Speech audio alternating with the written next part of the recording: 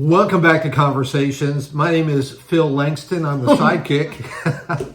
With Chuck Chaz Haley is with us. He is our teacher. And I am so excited to spend this day with you because we're talking about chapter 4 and the artist. All right, chapter 4, the artist. Last week we talked about the musician. It was. We should have had a picture of Chris Vlasic in here. That would have inspired us. Can we grab him real quick? Can we grab him? Yeah, no, we are not going to do that. I mean, man, we'd be singing the whole thing. That's true. Yeah, That's true. And you'd probably be really good at that. You too. Oh, well, thank you. I appreciate that. Yeah. Thank you. But anyway, we are here talking about conversations. There's a duet coming up. We're going to do it real soon. Yeah. And once again, the purpose of this study is not to necessarily give you a template to use. It's really to whet your appetite to grow. Because what I have found is that the things that have made the biggest difference in my life have been when I've been curious, I've been hungry a little bit, whetted my appetite, and then I go out and dig in and learn. And Chuck has been really great about sharing with you different resources that are available. You can see that in the appendix section of the book. He's also referenced websites and things like that would help you to dig in more and learn a little bit more. So I'm really grateful that he's not only shared with us his own personal walk, he's shared with us some of the truths that the Geisler's have written in this book. And he's also given us some resources that we can rely on and to seek to grow more in our understanding of how we can be available tools in God's hand whenever he opens up an opportunity. So we're going to dive right into chapter 4 now. We're shifting away from the musician and we're shifting towards the artist. And it begs the question. I mean, it just begs the question, Chuck, what is the role of the artist? Wow. Glad you asked. Are you asking me what the role of the artist is? I'm asking you what the role of the artist is. So the role of the artist is one who paints a picture. Painting a picture of the person you're talking to. They may have one view of who they are, but the fact is they really are somebody else. And at different times in our life, we're pretty good about wearing masks. And we do that in different roles, different places. And that's just part of the human condition. So part of that, of painting that picture, is painting what's underneath the mask, who the person really is. In fact, today I was tickled when you introduced me just now as Chaz. All morning he's been calling me hairball. So I think Chaz is very, very, very kind. It's a little bit more kind. Yeah. Hairball. Yeah. And I got to tell you, my favorite person, my best friend in the whole world, is his wife Melissa, because she doesn't make fun of me when I mispronounce his name. Phil Langston. I got this little guy here. This is going to be Martin Luther. Can you see him? He's a little clay doll. Penny Barnes made him for me 30 years ago, back when I lived in Gretna. And you still have it? I still have it. I had it in my my jewelry box, and I've got a huge jewelry box. You have jewelry? See? Oh, okay. Yeah. Have you ever seen a watch that big? I stole it from Big Ben. My jewelry box is actually a wooden tool chest. Oh, okay. Yeah, it's kind of neat. But I had that stuck in the back. Can I tell you a story that has nothing to do with this? If you insist on that, yes, go right ahead. I got a text message from Bo and Sarah Chatton this week, and apparently they had written a thank you note to my wife Cheryl and I 8 years ago, and it slipped down inside his toolbox. And he just found it this week, and so he opened it up and took pictures and sent it to me. So I still didn't get the note, but I got a picture of the note. Sweet. And I said, yeah, better late than never. But it was nice. So anyways, opposing views. It is, in our life, sometimes the reason we wear these masks is because we might hold two different views at the same time that contradict each other. You ever come across that? Oh, man. Yeah, I think there's been a lot of contradiction. That's a good question. I would think probably the thing I see the most is the idea of you're going to see a lot of people in church who say, yeah, I believe Jesus, when he said, I'm the way, the truth, and the life. That's a pretty exclusive path when you stop and think about it. Jesus said, I am the way, the truth, and the life. But yet when you press them, it's kind of like, well, that's kind of, I'm not, I think I want to leave room also for other paths to get there as well.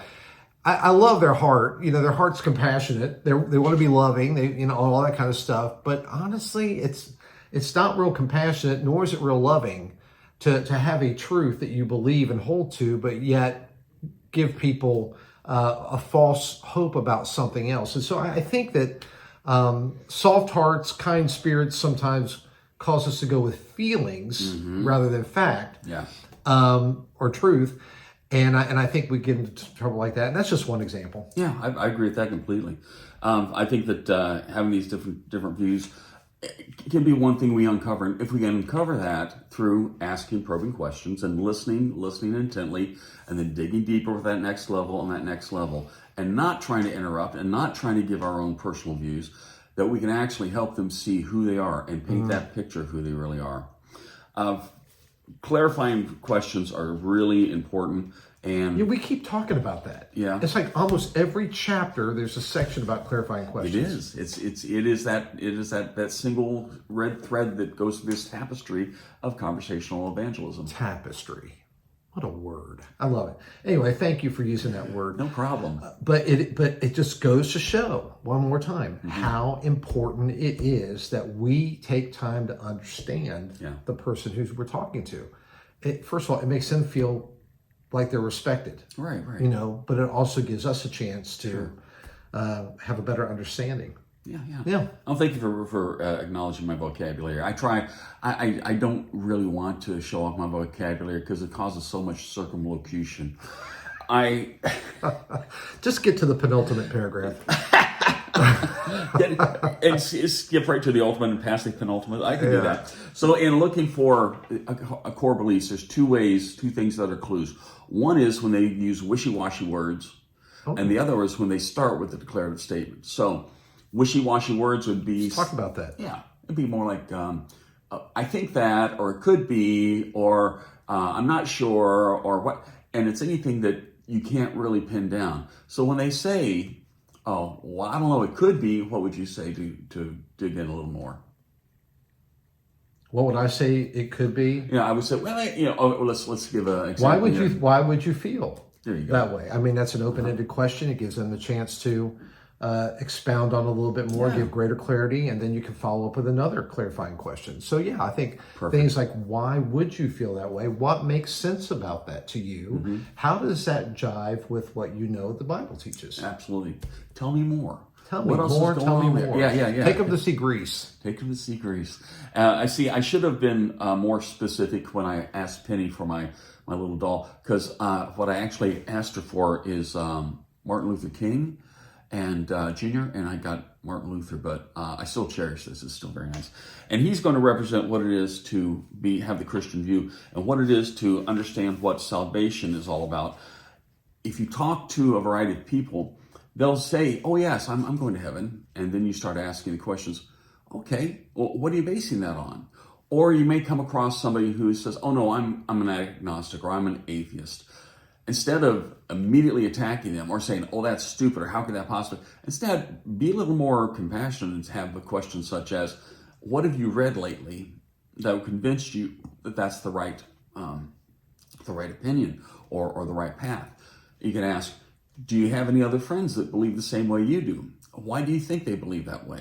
And so there's other ways to go about it than just coming on the defense or attacking. Just keep moving towards the center of their soul. Be able to paint that picture. Now, I talked to some of the folks who've watched these videos, and I was told that our show, as well as Miss Virginia's biscuits, need two things: shortening.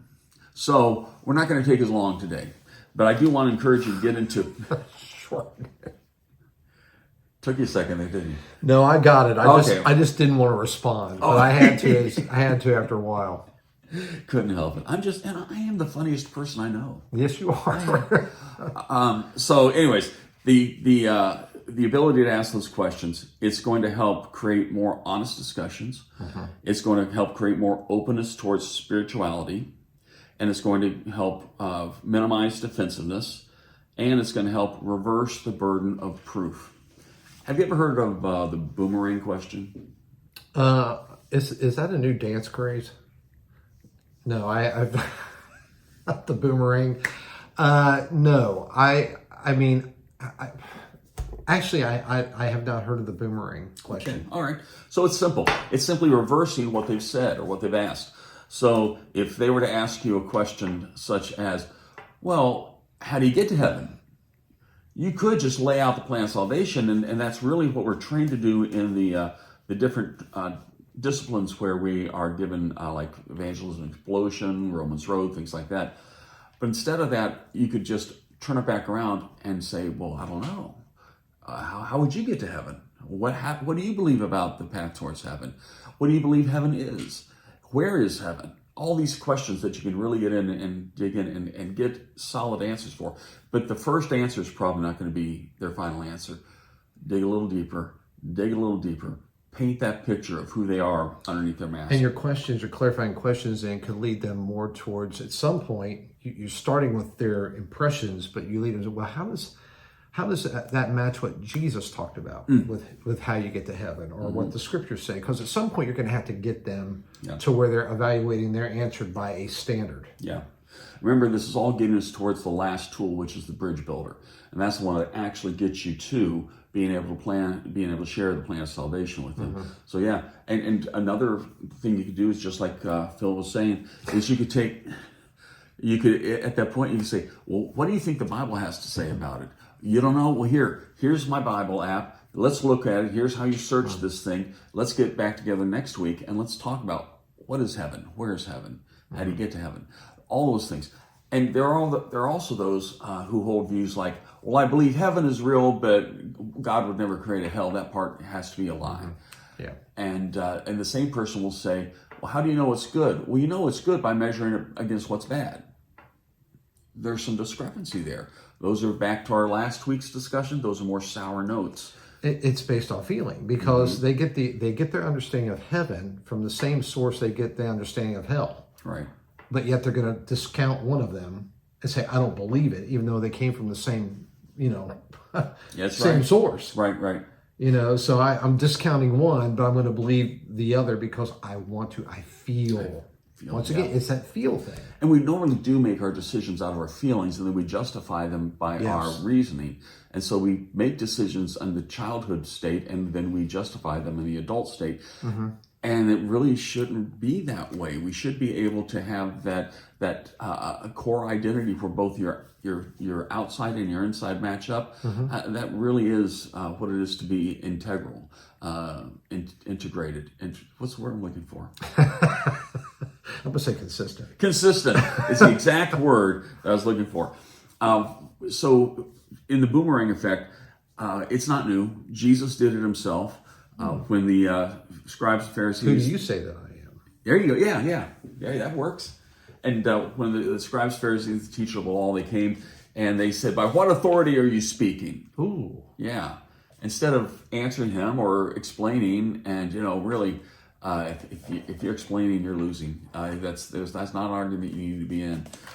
Instead of saying that, he says, well, I got a question for you before I answer your question. John's baptism, was that of heaven or of man? And then they reasoned among themselves. They said, if we say it's of heaven, he's going to ask them, why didn't you get baptized? If we say it's of man, then all these people around us that we're depending on to supply our lifestyle, they'll turn on us. And so they turn to Jesus and says, well, we don't want to tell you. And Jesus says, okay, that's fine. Then I'm not going to answer your question either. And that's one of the an example of the boomerang effect that we find all the way back in Scripture. Helps us expose uncertainty, helps us show a person's true foundation of what they believe. And that can always be one of those ways that we move closer to God. Can we pause right there? Sure. A second? Because, I hear, you said, and Jesus said, well, I'm not answering your question either. When we hear that, I think sometimes we think to ourselves, man, that's kind of harsh. I mean, shouldn't Jesus be explaining? Because explaining is the way to truth, right? It's the way to understanding. It just seems to me that sometimes we need to take into consideration that, which Jesus took into consideration, that sometimes there are just people who are not ready to hear. And frankly, they don't want to hear. They're kind of like trolling you a little bit. They're antagonistic. And so Jesus gave them enough to make them think.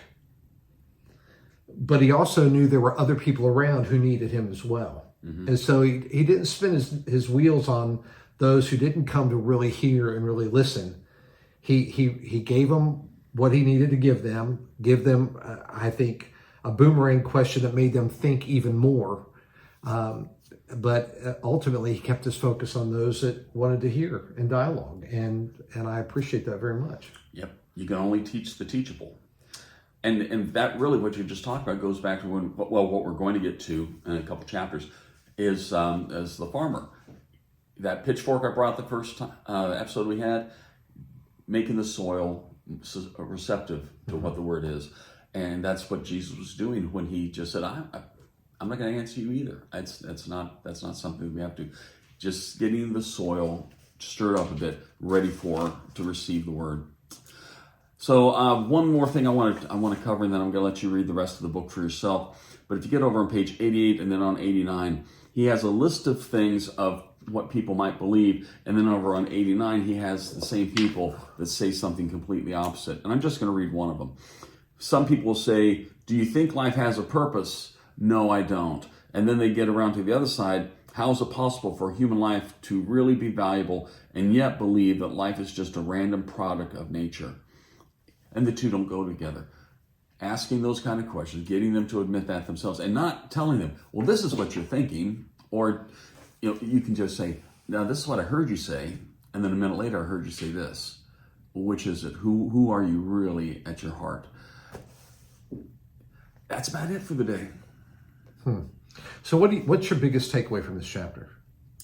I'd say the biggest takeaway here is that as we are listening to the people we're trying to reach, understand that who we see on the surface is not really who they are in their deepest core. Everybody will wear a mask at one point or another.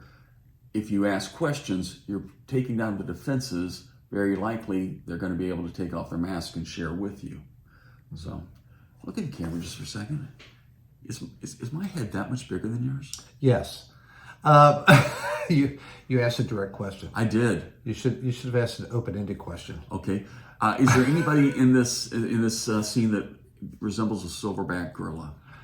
All right. Well, we're not going to answer that question for you right now, but the answer, well, not right now. I'll answer it next week. Anyway, this is Phil Langston, and we're here with Chaz Haley, and we've just been excited to spend this time with you. Look forward to seeing you again next week, right back here on Conversations. Have a wonderful week. Bye-bye.